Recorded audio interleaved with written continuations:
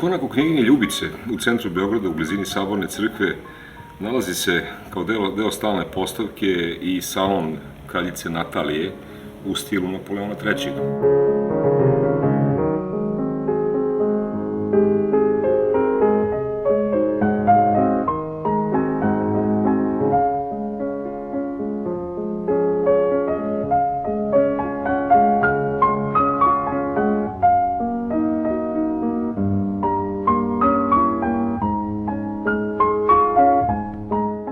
Kraljica Natalija, žena kralja Milana Obrenovića i sama pripadnica jednog starog moldavsko-ruskog plemstva, bila je osoba jakih intelektualnih kapaciteta sa naglašenim osjećajem za estetiku, za lepo, za dobar ukus.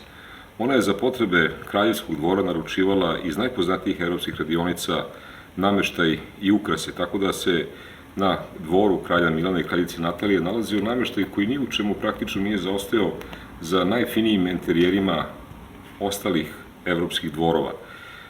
Nameštaj u stilu Napoleona III. Karakterišu izrazite zanatske osobenosti, kvalitet izrade.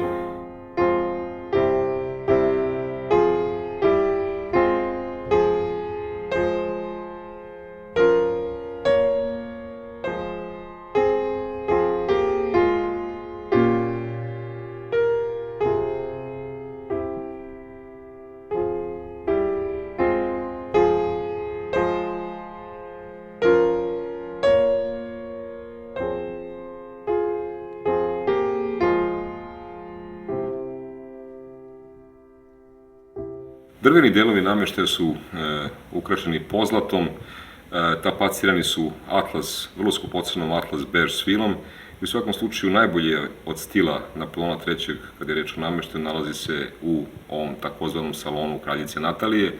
I uopšte, cela koncepcija konaka knjeginje Ljubice, što pripada nešto starijoj epohi, početka 19. veka, zajedno i sa delom ove zbirke, predstavlja jednu autentičnu, zaokruženu celinu koja nam sa izuzetnim efektima odslikava nekoliko istorijskih slojeva u nekoliko uzastopnih generacija srpske države, vlasti i naših vladara tokom 19. veka, tako da kompletan ambijent konaka knjeginje Ljubice čini zapaženu i nezaboravnu istorijsku i umetničku i kulturnu sredinu.